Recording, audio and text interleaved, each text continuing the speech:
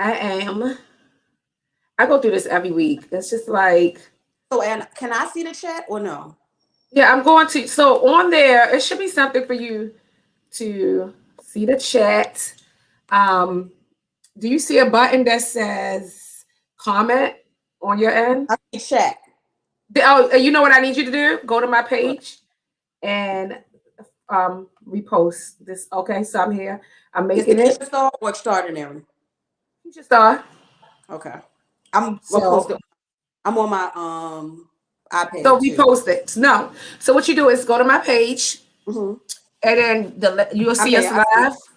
Yeah, And and then share just it. repost it. Share it. Okay, this is the bestie edition. Our first chapter. Should I talk in a Jamaican accent, Carmen? Yes, yes, yes. You want me to talk Jamaican or you want me to talk Yankee? What you want Exactly. me to Yeah, yeah. do? Because I don't think they understand that we got Carmen Byrd, Lena B, MissMixUp.com, all of Hello. this. Yes, call Miss Mix Up. Thank you. MissMixUp.com. Thank you. You know I'm gonna start. It's 8 o'clock. And this is the bestie edition, so this don't have to have a formula. I'm not going in any order. This is the bestie edition. And for anyone who haven't been on my page and seen her picture when I was actually everywhere I went, you see this light skin. We call each other salt and peppers here. So, Yes. Lena B, could you please introduce yourself to everyone? Yes. Yes, thank you. Hello. I am Miss Lena B. I am an Oh, you indie proper? author. I am the best friend, the salt to Miss Pepper, Keisha Starr, Dr. Wizard. Hey, you being proper too. I Who's love that it. girl? I'm that girl. Oh no, that's Eve's song. My song was who? But yes. Okay. So people may not even understand because they see you and they be like, "Oh, are they just live?" You know. No. Could you please explain to them? Let me go to the comments. Let me bring the comments up. I'm sorry. Hey Aisha. Hey Ann. Do it, do it. Okay, Aaron said his mother's name is Lena B. Oh, hey, son. You Aaron's mama? Tonight. I gotta find out. So Carmen is my best friend, but Carmen is also an author. So Carmen, before you begin your book, could you just get them a background on your style, well, your genre of, if you have one, because So, right. So, I attempt to be genre free. My goal is to tell our stories, preferably Black women's stories. And whatever genre that lays in my lap, whatever story lays in my lap, that's where we'll be. okay, I love that. And I often tell authors too, like I hate to be boxed in, and I know that you are one of them that don't like to be boxed in as well. Right. The books that you started to write, your very first book, what genre did that fall under, or did they Let's Group place you? Therapy, that is African American Christian fiction. I merged contemporary fiction with African American Christian fiction, and I try to give you a little street lit twist, or a little urban twist. Well, Um, that's the church.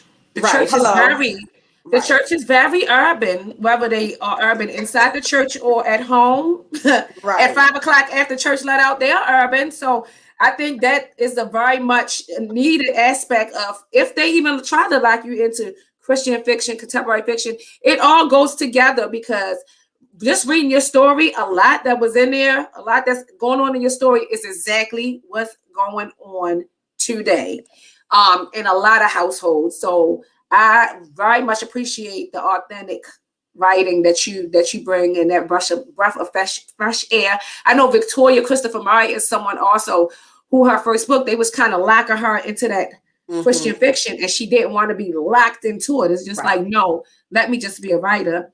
I was on a interview recently and I was asked, why if you write a book and it's about romance, why is it urban romance? Why is it just not romance?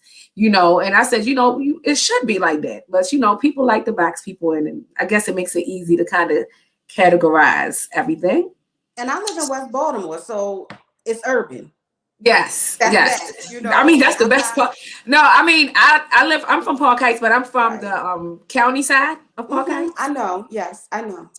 You know, is this my I'm not the west, like I'm like 1 inch away from the city. Like if I sneeze, I'm in the city, but really I'm like right there in the county, Jewtown. Okay, we're gonna keep going with the delusions. Let's go.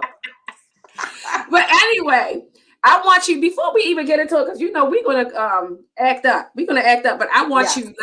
Let's get proper first. Let's do this first. Could you please read the first chapter of your story?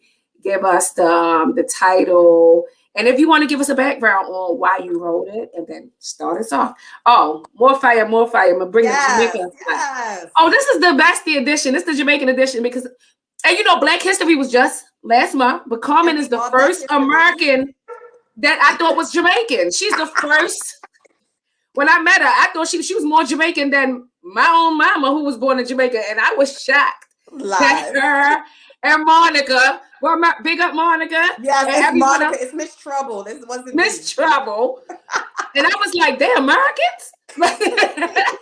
They had their own Jamaican website, and they used to. First of all, before there was the tea and the shade room and all that, you had mixup.com. That was the Jamaican Yes. shade room. I used to, if I was arguing with somebody and I didn't like them, I would call it anonymously. Honestly, I would not even. It was another one too. What was another one from DC? It was Bashman Link Up was from DC. Bashman Link Up. Oh my God, I would report people anonymously and tell their business in there. Yes.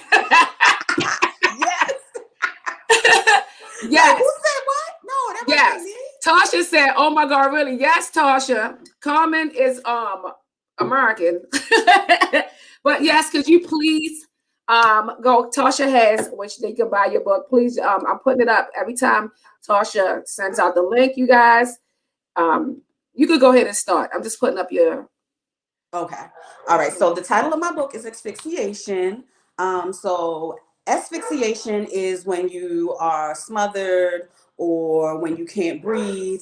And so asphyxiation is oxygen deprivation secondary to a toxic environment created by your ex. And it can lead to loss of consciousness or death. See also suffocate, drown, stifle, smother, strangle, or choke. So I have had some toxic ass relationships in my day. Take your breath away. Right. Hello. And so like one said relationship was so toxic that at this point I only remember bits and pieces of it. Like, so I see it in Polaroids or like in little This is the one I know of, right? I mean, yeah. I know of all of them pretty much, Yeah. but yeah, that was. So I decided, you know, like I want to give a voice to 20-something-year-old me. Girls like 20-something-year-old me, but because I can't remember it to write that my own story out, I'm going to fictionalize it. Okay. And so I fictionalized it, and we got asphyxiation. We got unique. I love that. I love it. Without further ado, could you dig into it? Yeah. Because a lot of people are being stifled right now, and maybe you need to get this book. So right, get up out of there. So yes, we're starting at Unique's point of view. okay. So the bass, coupled with Pop Smoke's deep voice, vibrated in my chest as I bent over, making my ass bounce in the VIP section of Craze. One hand held the railing because my knees weren't what they used to be. With the other hand, I tossed my 36-inch tresses over my shoulder. Raven's long legs stretched across the small of my back, making that what little booty she had move to the beat. The minute Dior came on, we turned the fuck up. I felt eyes on me, but didn't bother trying to figure out who they belonged to. Tonight, we were celebrating my boo's graduation from esthetician school. This was the beginning of her career and final piece to my full-service salon, Snatched. We planned on making this one hell of a night. A big booty bottle girl in a pair of fishnets and shorts caught my attention.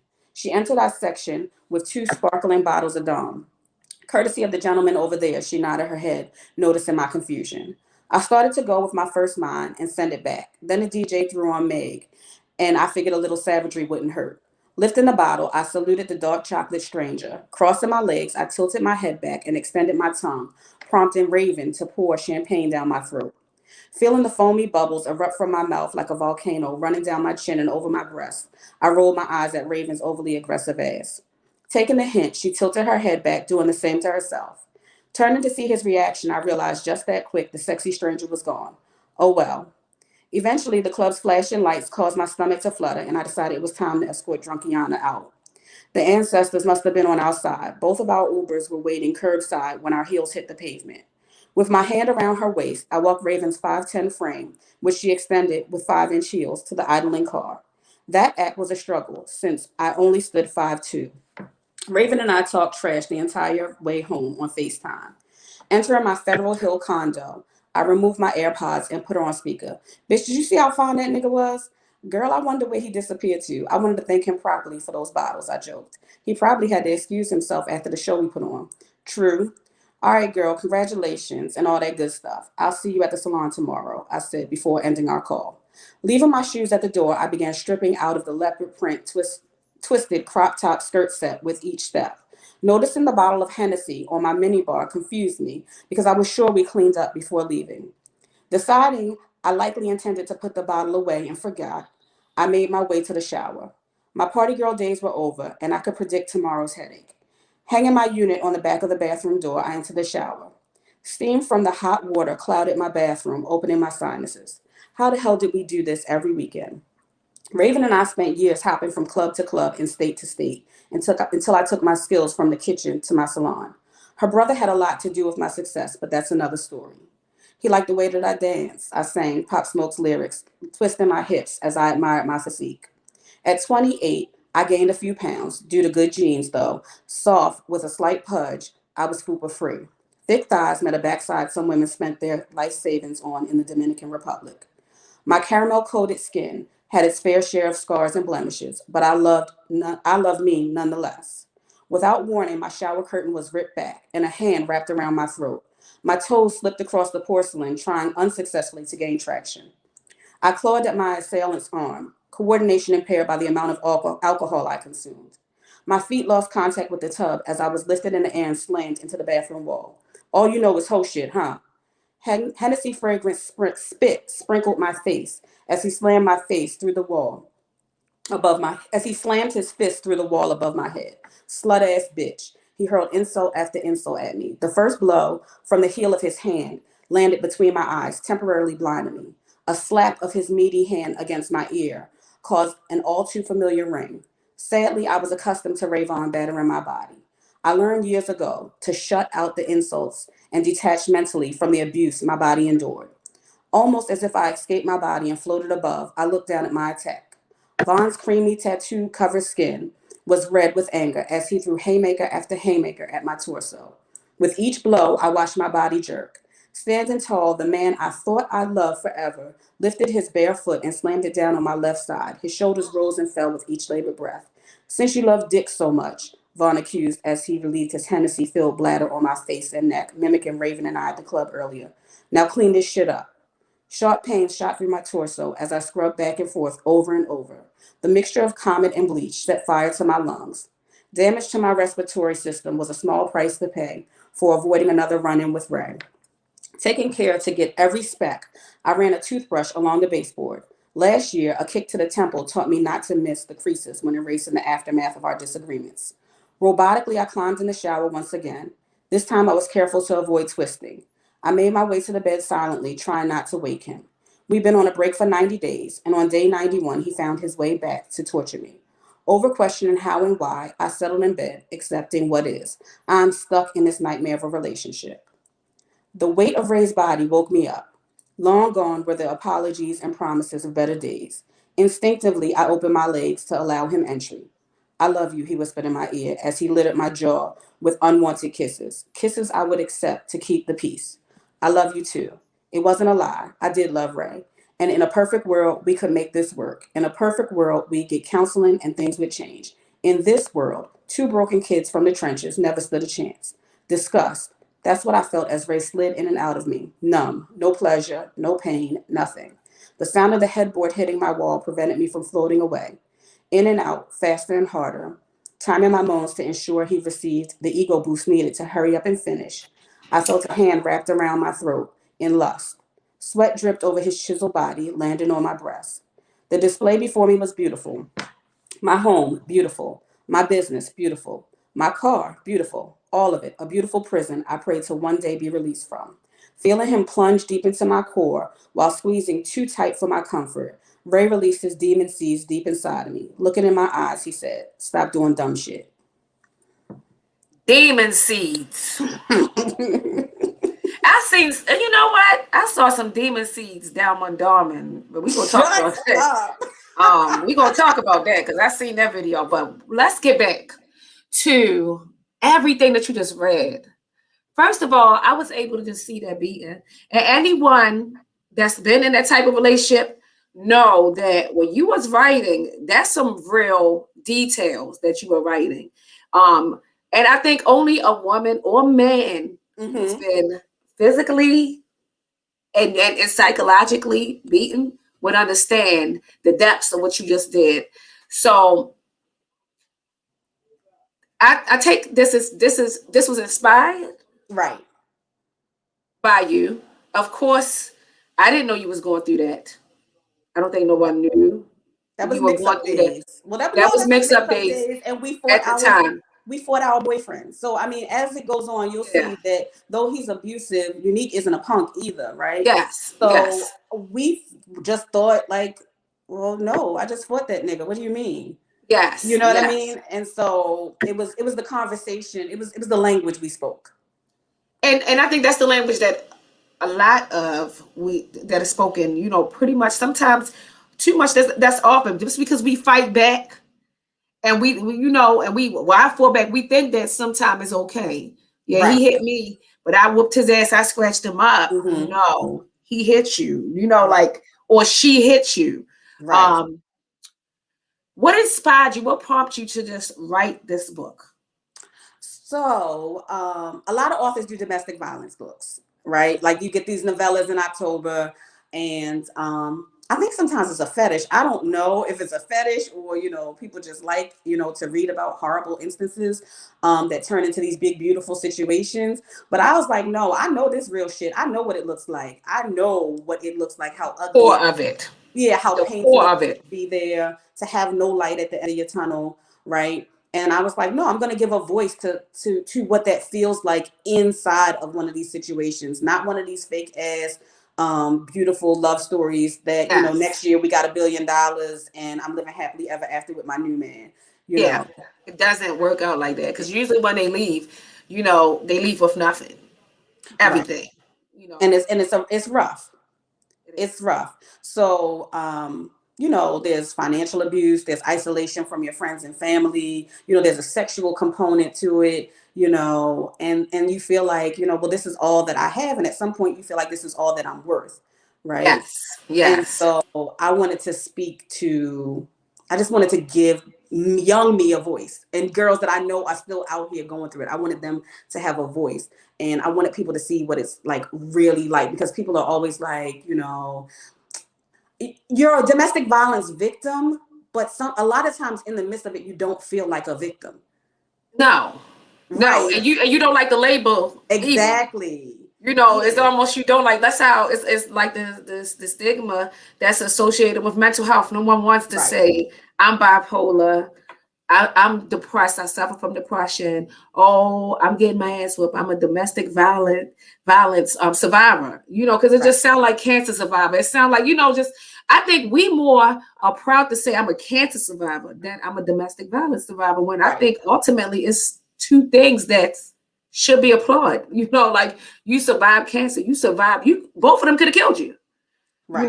But people often praise illness, the physical illness, than the psychological illness. And domestic violence, I honestly think that women who stay in domestic violence situations as ones that you say, even to lay down there and have sex. Right.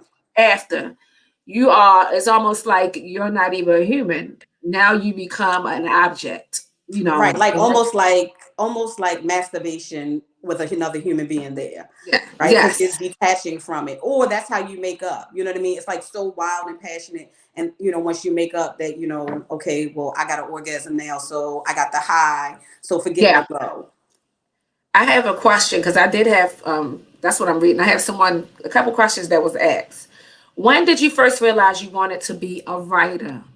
I always wrote. I probably wanted to be a writer back in the Babysitter Club days. Babysitter's Club. I think I need to go to my mom's and get every last one of those books. I'm buying a bookshelf. I really want to put all my old books back up there. What author inspired you? Keisha, STARR. Wait, are we a blood New York Times bestselling author. Is that okay? But and then thank you, Bestie. But who else? Like I know. Yeah. So,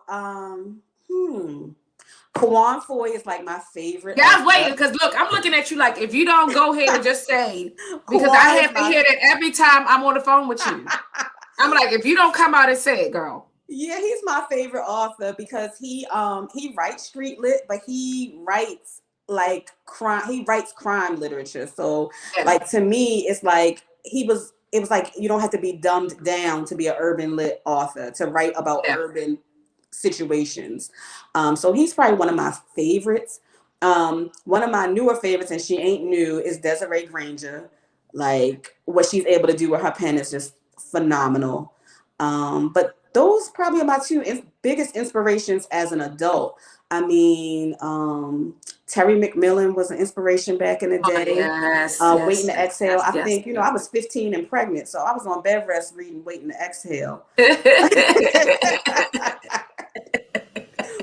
DC Andrews, like all of them. When we mentioned some of the people who influence you, I always tell you that too, that Sister Soldier influenced. Yeah. And we've been watching some of the debates in a lot of the groups. Don't cover your face. There's a lot of debates been going on about her newest release, I guess the second part to A Coldest Winter Ever. And I feel like it's in the same category as Coming to America too. No, I don't. No, what I'm saying is a lot of people have it started like honestly controversies and debates like crazy. That's what I'm trying to say in the sense of it. You have people that like that did not meet my expectations. Then you have people like, oh my God, yes it did. Like, oh, then you have people like me that say, why are you judging it based off part one? Just look at it from it's a movie. Maybe you can appreciate it. Do you think that some of the negative backlash that's been going on about that book is because people are judging or holding that book to the high expectations? Because let's be honest, The Coldest Winter broke out the urban fiction. I wouldn't say that because there was a lot. Because didn't Terry Woods come before The Coldest Winter? Didn't The Hustlers? Yes, but I know before. No, but what I'm saying is, I feel like, with me, when I read that book, I related to everything that was there. So maybe it's me. No, I get what you're saying. It was a breakout book. It was a breakout. Still the urban fiction book. Yes. You can't mention urban fiction without The Coldest Winter Ever. And even now, that name, let me ask you, when you have a book that's held at such a high standard, do you think she should have left it alone, such as Coming to America? So I don't necessarily think that she should have left it alone. She could have, and I would have been happy. Okay, Winter went to jail. She's gone. That's done.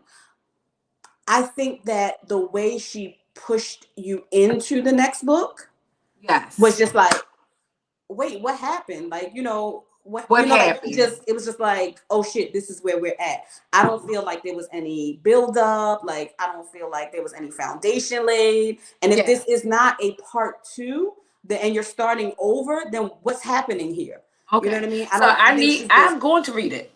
And maybe in a sense of, because like Coming to America, the whole love scene aspect of it was not, in my opinion, it wasn't thoroughly written or brought to light.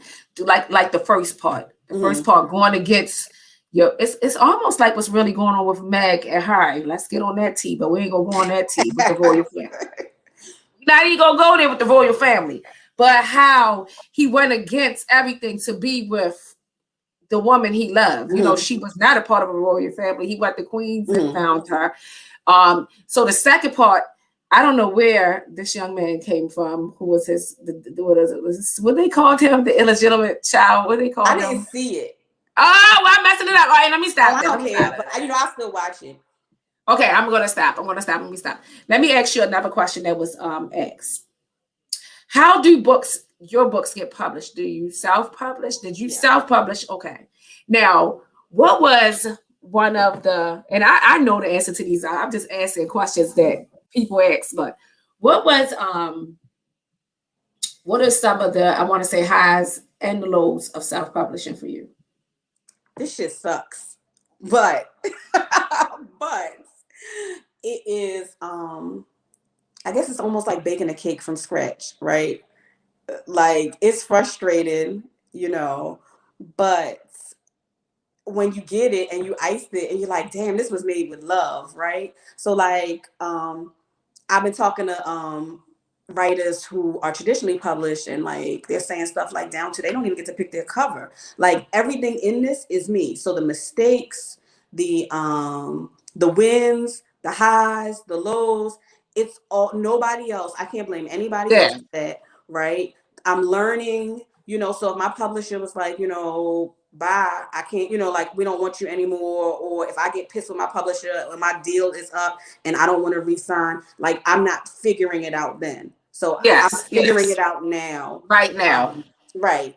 So I feel like you know, it's mine. It's all mine. This is my baby. This is my brain baby from inception to completion. You know, I have Kiamichi on the covers, who is phenomenal. You know, Yeah, first Queen of all, that T. cover, right? I told you that cover made me want to just get dressed and go out. I wanted Right. my face beat. I wanted that blue and gold. I wanted to find an outfit to match the colors in that book. Just I wanted to But turn we that gotta book go to into the a Jamaican pocketbook. party. We can't go to the Only American in a party. Jamaican party Yeah. could that have worked. I was gonna turn your book into a clutch and walk in there with my makeup to match it and like Oh wait, video now my wait big a up minute. of my Hold up. club family. Hold You know, up. I wanted to run out with the, Who that. birthday? Let me pull up my calendar. Who birthday is coming up? Because Somebody's birthday coming up. We're gonna have to make a clutch out of that book cover. I ain't even lying to you. The speaking of making something out of something, I see some names on your shirt. Could you lift up so yes, we can see your breasts? Because they yes, ice and yes, cross and and heavy heavy and and sincere sincere. and Well, them breasts MJ. are heavy and sincere. Yes, So and MJ and Danger, because Danger is Unique's Bay. So I write under two pen names, the Lena B, and then I have Zahara, who's like my Sasha Fierce. okay. So she's more risky, and Is so Sasha, is Zahana a whore? Zahara, some Zahara, days, Zahara, did she write what Lorna B holds back? Is this your alter ego? yes, she's my altar. Yes, Okay. So yeah, that's what I was getting with. I love it. And these names on your shirt are who? my brain bays. These are the bays that my brain has created. Ice is the sexy white chocolate guy. Cross is Okay. the NBA player who's a good dude, loves his family, and don't want to lose it. Heavy is the street nigga turn. Is he Um, fat? Because you know I love a nice chunky little Honey, fat. yes, tall, six Oh, good. nine and 340. Yes. You know I like me. Look, me and my other best friend Shanae. You know we like them pleasantly plumped. Yeah, You I know. know. I So Heavy is the big dude who is like, you know, doing the with benefits, like friends to lovers. And then you have Sincere, who is the undercover freak of them all. Let me ask you. Um, these men that you brought out your head. Because we already know that this book was inspired by some life story. But some of the men that on your shirt inspired by the men of Lena B's boardwalk. Like, are they men that have been in your life, or are they men that you're looking for? Some of the qualities. I definitely put good qualities in them. I didn't want them to just Okay. be fuck niggas. Like I wanted my dudes to be, you know, book based, like that you would really go looking for the qualities that may not be Okay. out. But yeah, but some are qualities that I've come across. Like Heavy has, you know, issues, like almost insecurities about the type of man he is and his worth. You know, like he doesn't feel like he's worth being with Demi, who's his best friend's sister, little sister. You know, and she has to kind of stroke his ego. You know, let him know that he is, you know, worthy of her. Let him see himself through her eyes. That's some reality too, because Yeah. people don't know that men have insecurities. So I'm Right. happy that you point that out too. Just pointing out the vulnerabilities and insecurities and breaking some of that misconceptions and Right. perceptions of the male. So I like that.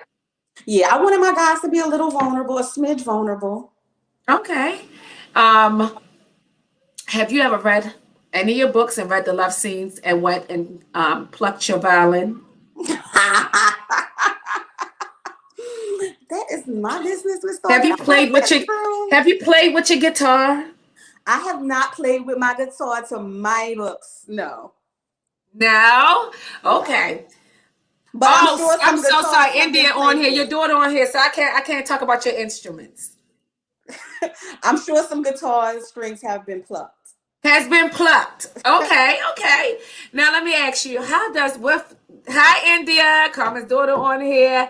Check out Quarantine Chronicles. It gets Yes. juicy. She said, let me ask you, what does your family, we can see, what does your family think of you being an author? They love it. My family And is dope. Like my family, they love you no matter what. yes. Let me ask, what's your family? We touched base on you being American, right? In But some your ways, yeah. but your no, you are totally in the Jamaican culture. Do you bring out any of the Jamaican culture in your books? Can we see some of that? Do I? Heavy is Haitian. Heavy's family is Haitian. So no, Okay. not Jamaican, but Heavy's family is Haitian. Okay. And then You ain't want to be Sincere, one of sued. You ain't want to be sued by a Jamaican thinking you talking right. about. They like if that was me. I mean, shut top boat. And Yes, yes. Listen, come on, he plucked them strings, girl. Just plink, plink, plink. All right. and one of Sincere's parents is Ethiopian. Oh, oh. Yeah. I don't think you never told me about an I have not Ethiopian had an man. Ethiopian. Okay, Um, okay. So but maybe you want one. I think you probably want one. You right now. I really think that these men that's on your shirt, you're trying to write them into your existence. I really do. I do. I do. So you not only are just an author, but you're India's your oldest daughter. India also writes, and her father is in the industry. Would you like to explain that? This yeah, so my whole like daughter the published a book. family thing. Yeah, she took it down, but she published it. Her dad is he does screenplay writing, he does filming, he's back and forth to LA all the time. So yeah, I mean it's in the blood.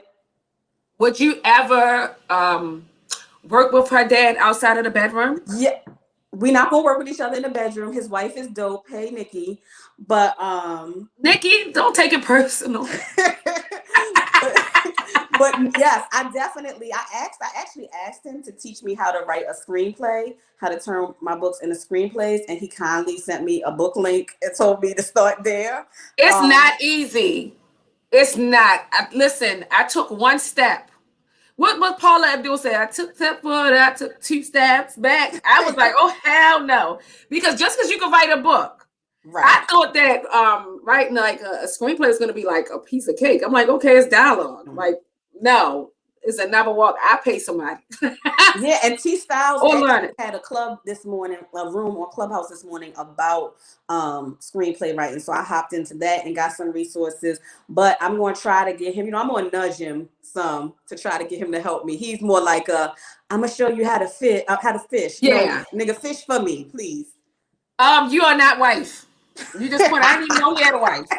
So maybe I can befriend the wife. You can't. But I'll befriend Nikki. Hey, Nikki girl. I didn't mean that earlier about her, But no, on a serious note, honestly, I really think that coming together would be dope. Yeah, it would be. That's my high school friend. He's an awesome guy. That's more than your high school friend. And I would love to work with him on a project. Y'all got a whole 20-some-year-old. That's my high school friend. Who you hiding from, mama? Okay, let me see. Another question. I'm looking because I'm kind of skimming through the ones that's not gonna, tickle my fancy. Oh, here's one. Do you like? Do you hear from? How do you connect with your readers? Do you hear from your readers, and how do you connect with your readers? So I don't know. I read their reviews. I've had some in my inbox. I actually was in shout out to Cammie. Thank you so much. My the cover designer tagged me in a post in Hopeful Heartbreakers, and one of the young ladies had posted my book and said it was a new to her author and she was going to be reading. And then I got like all these pages read afterwards. So I was like, that is so dope to like just see yourself floating out there and don't know you're there. And then Jordan from Wind Down Wednesdays, Hot Girl Book Talk. I didn't know that she had put my first book up there back in September. Wow, that's good. Right. Yeah, so I was like, that's dope. So that's, look for your stuff because it's out there and people want to connect with you. Do a Google search. You'd be shocked. You brought up reviews. Have you ever had a bad review?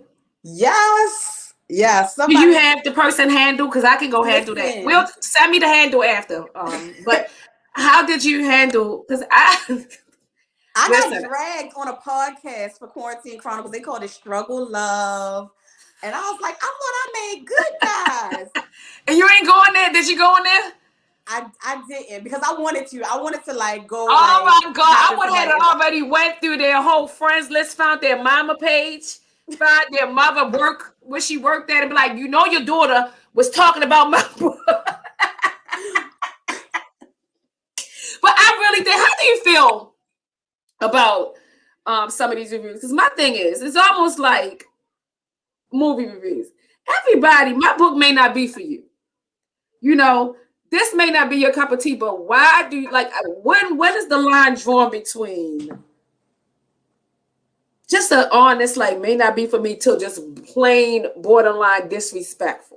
So first of all, where's your book? That's my first question. Yeah. Okay. Or where's your report card and high school diploma? So where's your book? I read my stories. It wasn't struggle love.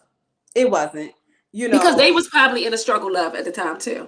Right, and if you read the beginning, if you read the beginning of Quarantine Chronicles, this book came at a time when every time you turned on the TV, Black bodies was getting killed at the hands of the police or some random white person. Like that's all I was seeing on the TV, and I wanted to show Black bodies in a different way, that they were beautiful and that they were worthy, of love and romance, and not just to be murdered or worked or imprisoned, right?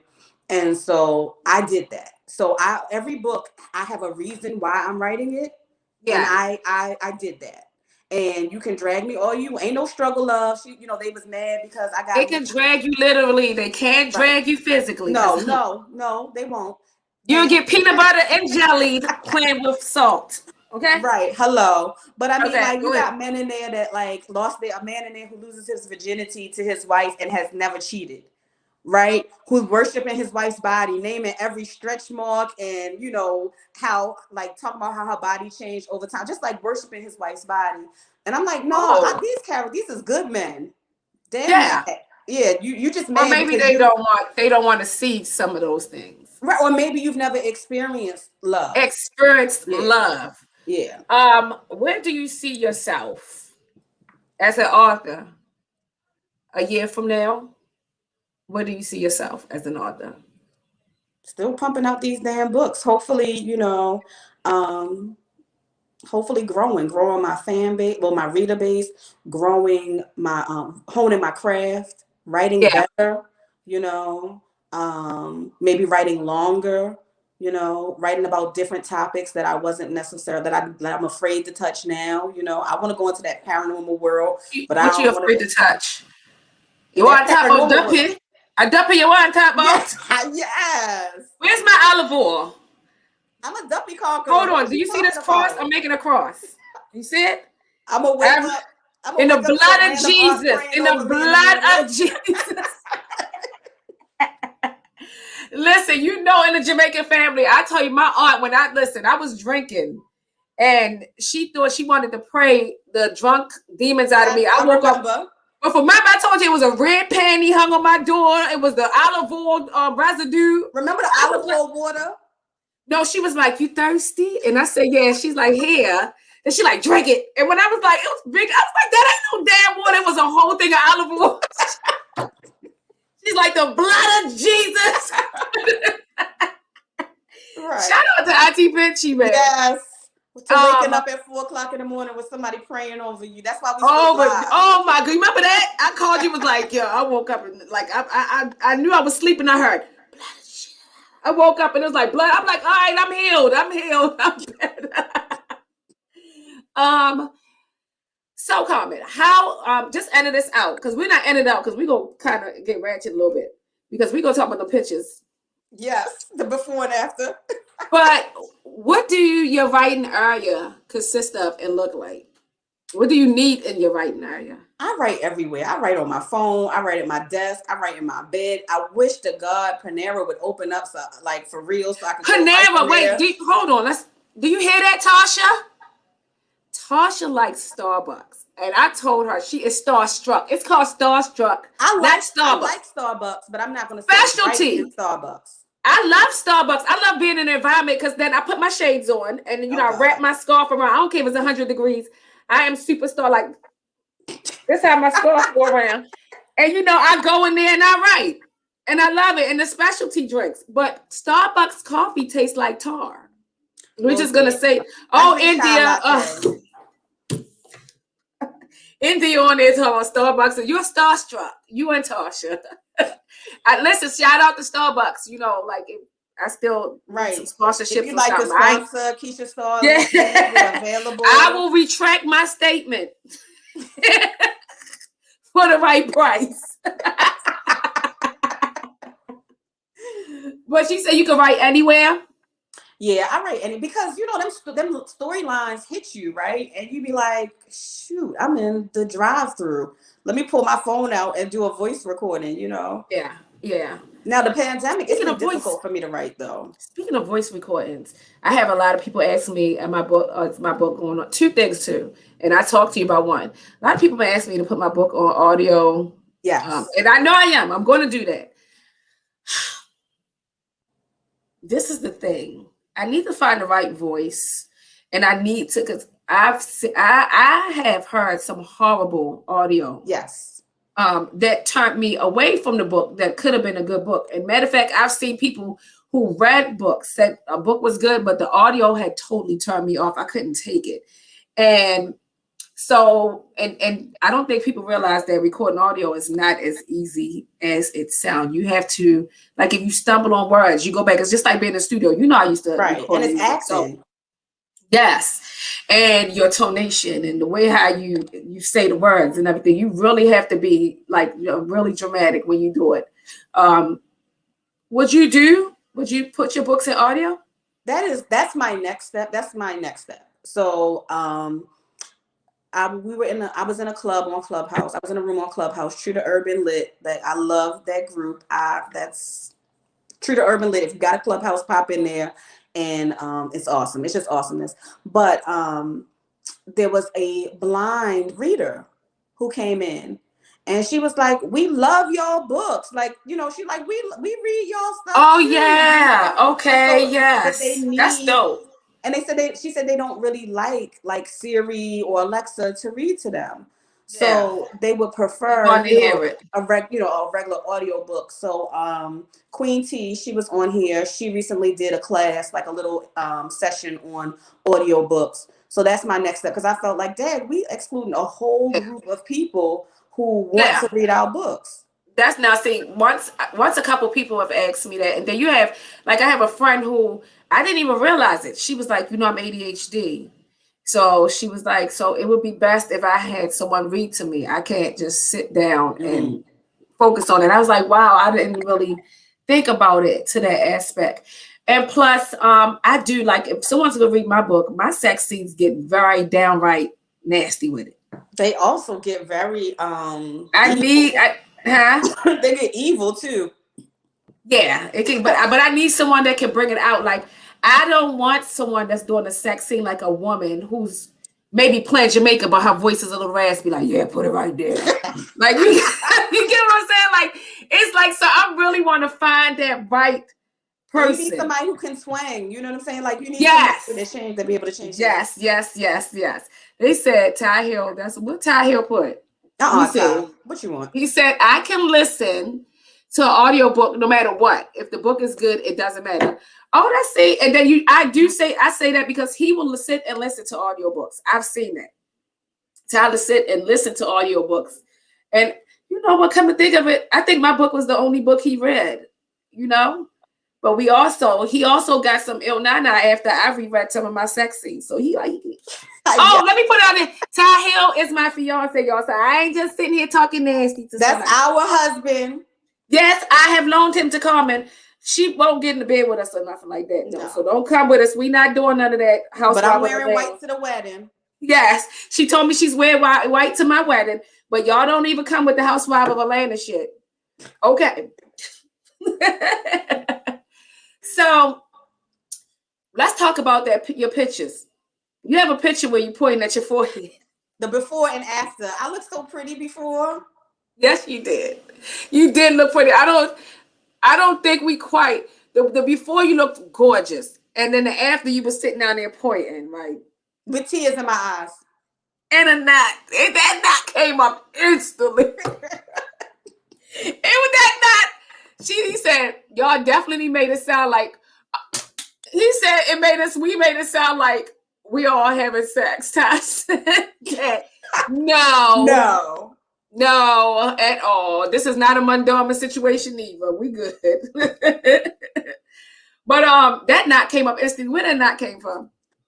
Because two people were drunk after the club in the McDonald's drive-thru. Some dumbass tried to throw her bottle out of the opposite way. I am driving. I am at the McDonald's drive-thru. Why you trying to throw the bottle out of my side? It made sense. I don't know why. And your window, I think your window was way cleaner than my passenger side of the window because it looked down. I'm not lying to you. It looked down. So when I threw the bottle to go out the window, that bottle just like this. But that could have actually been a commercial for that truck because that window ain't break. That bottle came back like bloop, and then your head just like. I look like Martin after he fought Tommy Hearns. Do you miss outside? I do. I miss my friends. I want to go out. What? So I'm about to ask you that because you're someone that can go out. You travel. You have traveled. Like not. I've seen you go somewhere and stuff like that. And you're single. Putting it out there. So if I have any friends, eligible friends that can match the description on them shirts and stuff, you know, some of them. Are you willing to try love again? Or are you just gonna write about it? Look at your face. Because I want you to look this back. I keep telling you that your face, you make faces before you even answer people. And you I swear.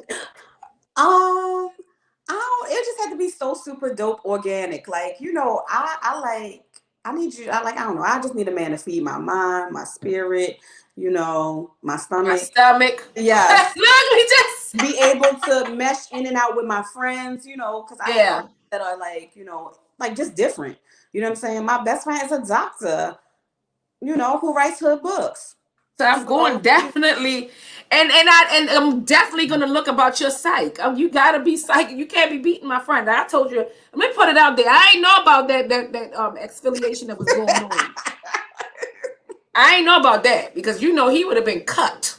So I mean, I guess yes. So the answer is yes. You would. I do. Would you have another baby? No. I really want you to have another baby. No, thank you. I do. I want your child to play with your grandkids. No. I do. No. I wish that. I think that you can have one more, knock out one more. India said you don't. Right. If I get a man now, we traveling, we hanging out. I don't got time for no kids. We moving. That's very true. That's very true. So let me ask you, before we close out, first of all, let them know where they can find you. All of your social media handles. I know I have some. And I'm putting them up right now. If you see, you'll see on Facebook, Author Author Lena Lena B B. on Facebook. Instagram is authoress Lena B. Mm-hmm. And my email is authorlenab@gmail.com. Okay. Is there anything that you want to say to close out before you go? No, thank you for having me. Y'all go get Keisha's books. Go get my books. Thank you, best friend. Yes, you're Thank you. welcome. Salt and Pepper's here. Do you think you and Pepper would do a book together, a collab? Yes, me and Pepper would do a book together. After I printed out all of Jamaica, Me Go Crazy, and went through each page by page, that long ass book. When the two was one. Okay, so let's talk about work on that. I think we would be able to do a book, but it would probably be some crazy shit, y'all. It would probably be some dope moving, guns busting, like. But you know, the sad part, people read. I don't think people understand that in our books, especially You're Making Me Crazy. If you know the world that me and Carmen is from, then you would know that we didn't write nothing that you wouldn't see in our world or we have witnessed. Nothing. I think a lot of people will go, "Oh no!" Right. Ty Hill put. What did he put? Oh.